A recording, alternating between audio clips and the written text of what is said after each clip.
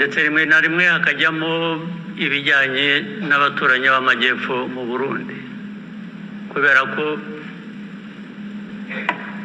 bahisemo kuba ubundi uko nari mbizi mu mateka abanyarwanda n'abarundi babita ko ari impanga ubundi ni impanga we are supposed to be twins literally ariko abarundi bo bahisemo kuvuga ngo no ntabwo tugishaka mwebwe ko tuba impanga turashaka kuba impanga n'abanyekongo. Okay, nta kibazo ufitanye nabyo uko kuba impanga cyane cyane kurimo politike mbi, politike yo kwiyanga no kwanga abandi, ibyo bakabihuriraho. Ibi ndabivuga ntabwo ari ibanga kuko ubwabo barabyivugira abayobozi b'ibyo bihugu. Nta kintu gishya nahimbye, ntacyo ndi buvuge gishaka abantu gukurikirana ngo ari ibyo yavuze nibyo, cyangwa niba ushaka kumenya ko ari byo utega amatwi wumve ibyo bakubwira bo ubwabo. Ntabwo rero twajya gushakisha ahandi.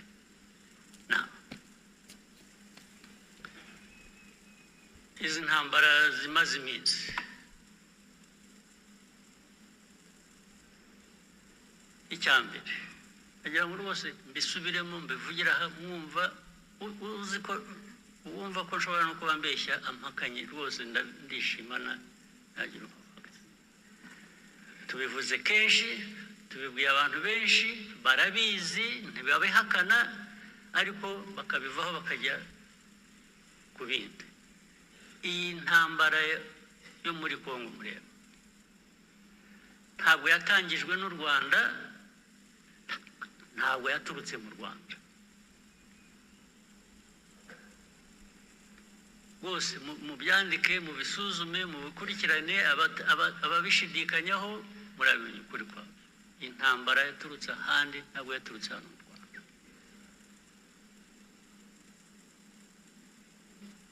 Aho handi sinirwa mpasubiramo, narahavuze sinirwa nongera kuhasubiramo. Yaturutse kuri Kongo ariko turuka n'ahandi uko babigenje hagati yabo ibyo ntabwo bindeba.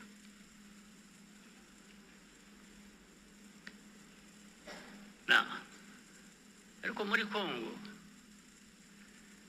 ikibazo u Rwanda rufite mu iki? Ikibazo u Rwanda rufite muri Kongo kijyanye n'interahamwe ziri hariya na politiki na ideology ishingiye kuri genocide, kandi bigahora iteka batunga u Rwanda urutoki ngo turaje tubageze nk'uko twabagenje ubushize murabuzi ko byabaye ubushize murakuzi.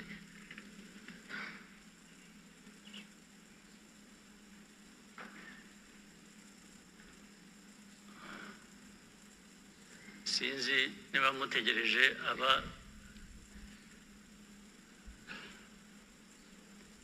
ubushize abo bwahitanye kuba aribo babyivugira.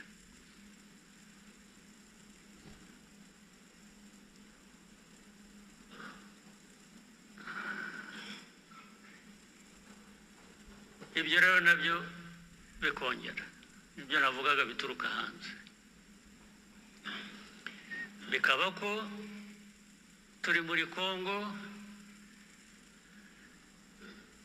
gushaka amabuye y'agaciro, ko aricyo gituma dufitanye ibibazo na Kongo. Bikaba ko u Rwanda rwacu ari rutoya dushaka kujya muri Kongo kugira ngo turwagure.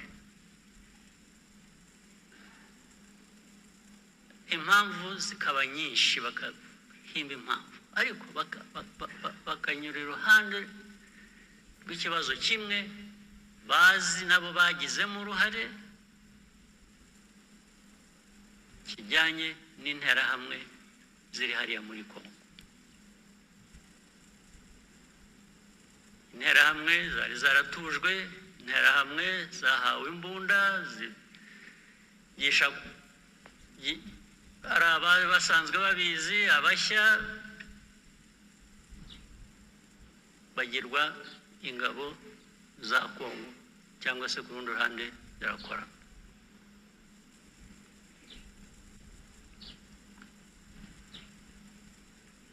Loni UN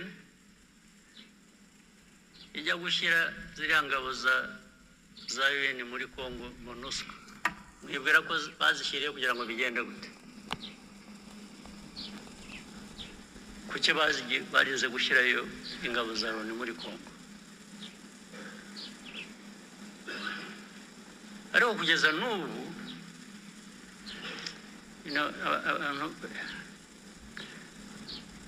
iyo uvuga Loni rero ntabwo umuntu yumva neza icyo uvuga, cyangwa iyo uvuga international community,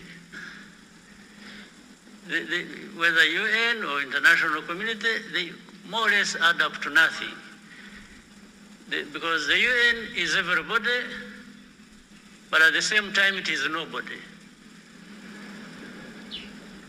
The international community is all of us, but actually it is none of us when it comes to some of these problems. So you don't know who to hold responsible. Who is supposed to be held responsible? In the end, the convenient path is to find a culprit, to find somebody else who is responsible, and that becomes Rwanda. When you talk about Rwanda, you know what you're talking about. It is this small country of ours, you, me, and others. But when you say international community, you really, who are you talking about? Now, that force was put there. I just use a simple explanation to try and cut the long story short.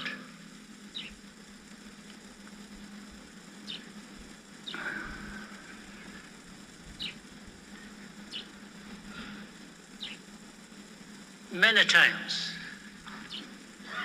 I meet ambassadors of countries credited here, either based here or based outside. I meet government ministers of different countries. When you are talking about this program of Congo,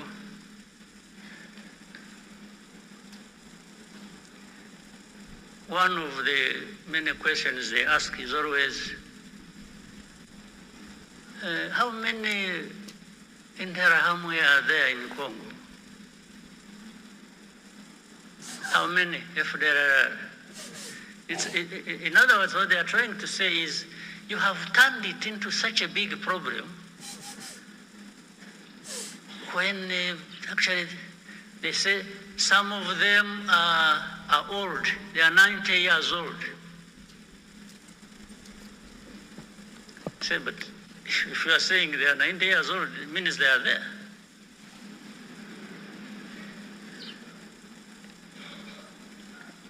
But to become 90 years old,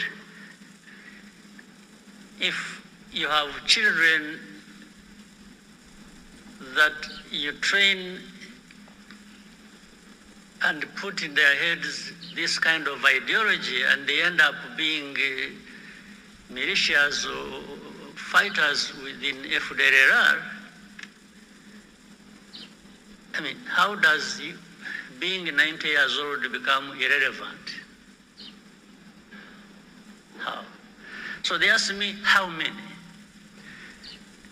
The easiest answer for me sometimes is, why don't you ask the UN forces you put there? You sent these forces to go and deal with this problem, among others. So they should really be telling you how many or what they are doing.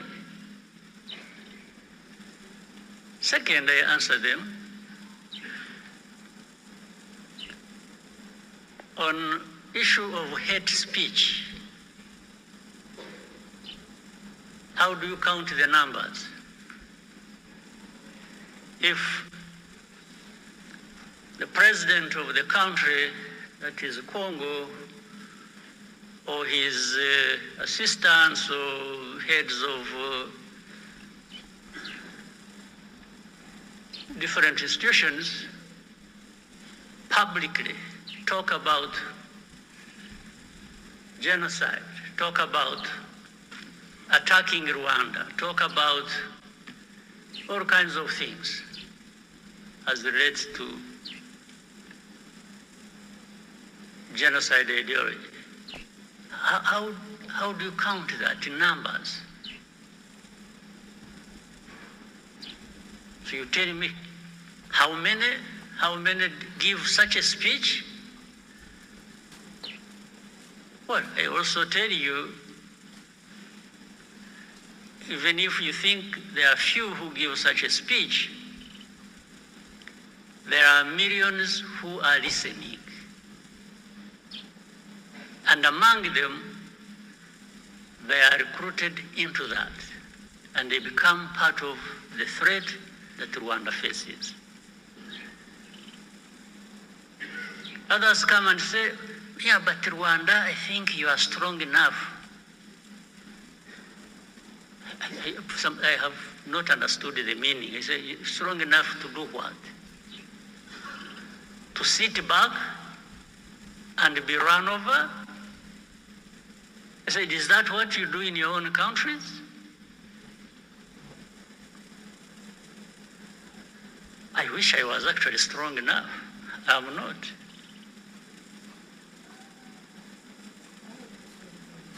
I wish I was strong at all.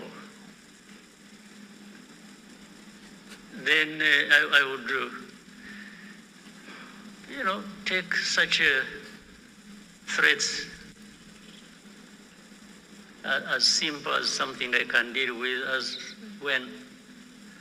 and when I need to do that. But I'm not, because I'm not in the end, because I even depend on you. One day you decide these people in international community, they have, I think they took things, they are helpful. I've said they are helpful. They have been supportive. But they even are supportive in creating programs for us. They are helpful in one sense of solving the problems, and helpful in another sense of creating programs for us. The amount of threats we come under on a daily basis. We will do this if you don't do this. We will do that if you don't do that. Sometimes you're choked by this kind of. But instead of being choked by all of that, I'll be choked by just being defiant and telling you to go to hell.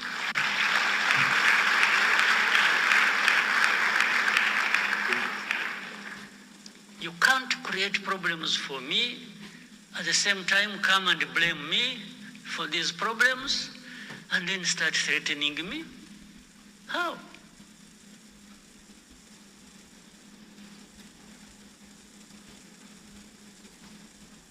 How?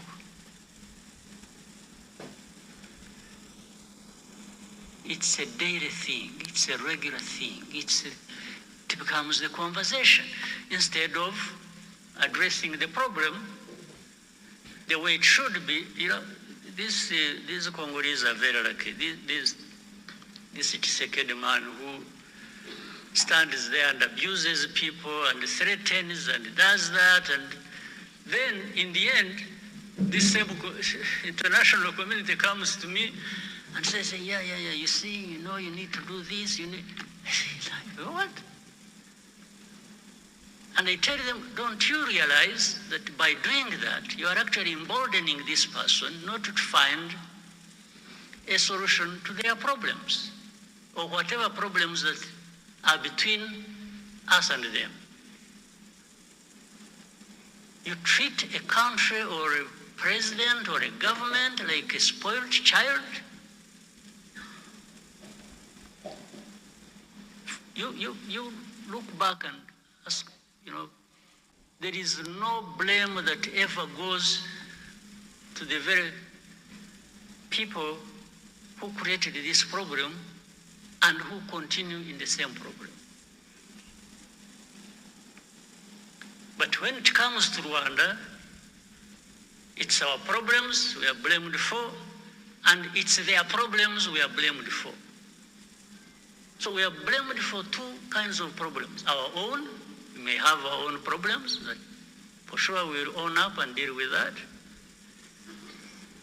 But how do we deal with the blame for other people's problem they should be owning up to and dealing with?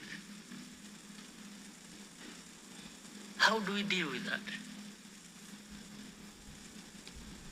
Just by threats? You come threaten people, I will do this. Well, some of them did whatever they did. And for me, from the beginning, it was obvious it was going to get worse, because you are not addressing the root cause of the problem. Instead, you are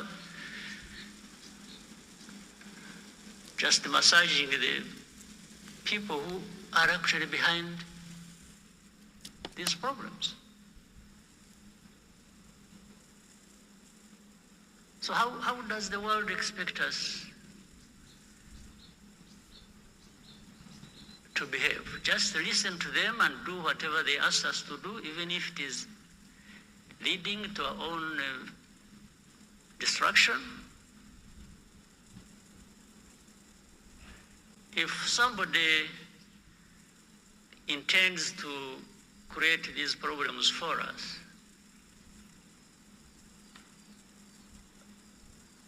we don't expect we don't expect to be asked to ask for favors from the ones who are causing these problems to us. We are not going to ask for a favor. Well, maybe someday, when there are people who are like we have been decades and hundreds of years ago, maybe those people, because who knows, we can always, through such a manipulations and so on, have people emerge who think that is the way we should live.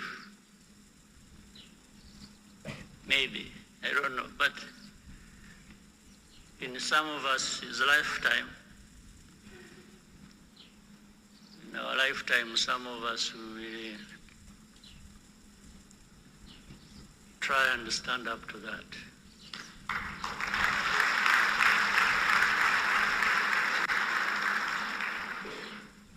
So this problem,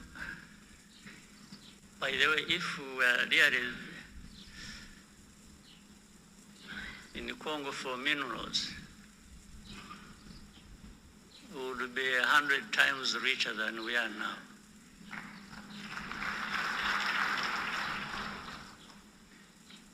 I think people who are being told are not listening.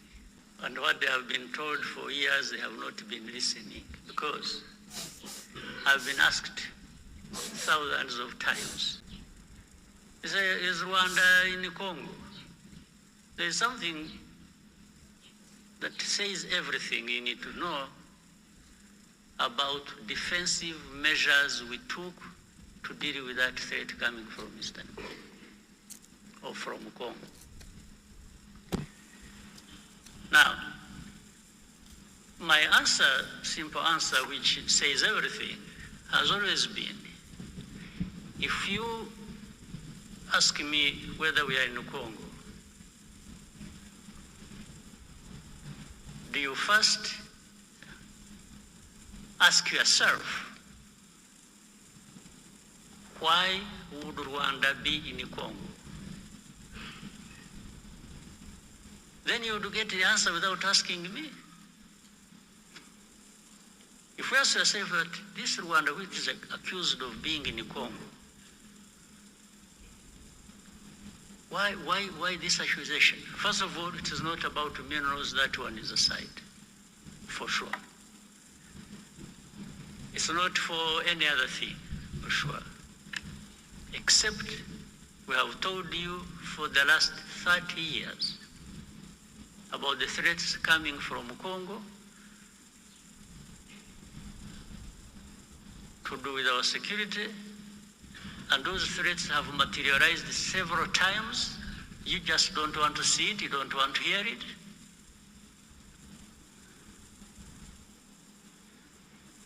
So, but what are they looking for? When they're asking you, are you in Congo? Either you say no,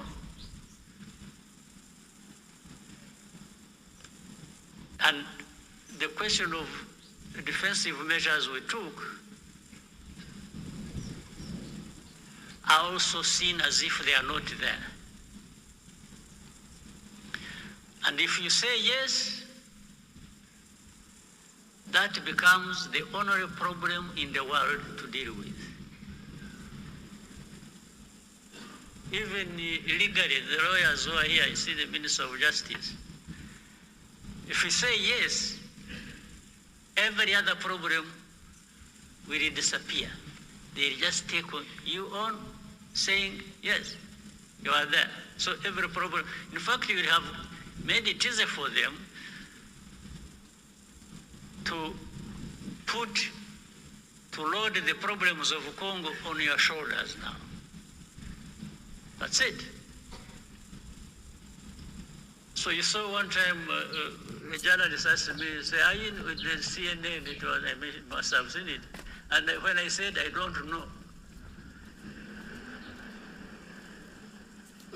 Simply, that is really technically not an answer I should have given. But also technically, it is an answer that would not take me to court.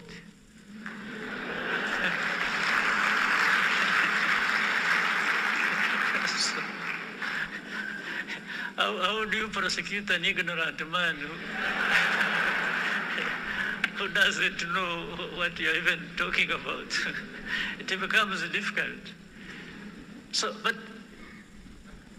this whole back and forth thing has trivialized the real issue. The real problem has been trivialized.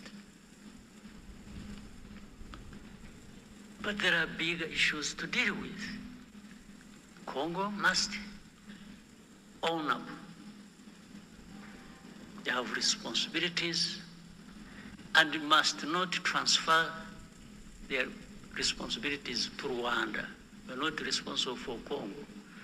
The history and whatever it is, that one, people can make their own judgment.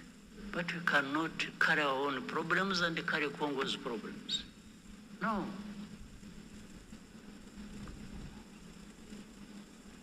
And for protecting our people, that one we shall. There's no question about it.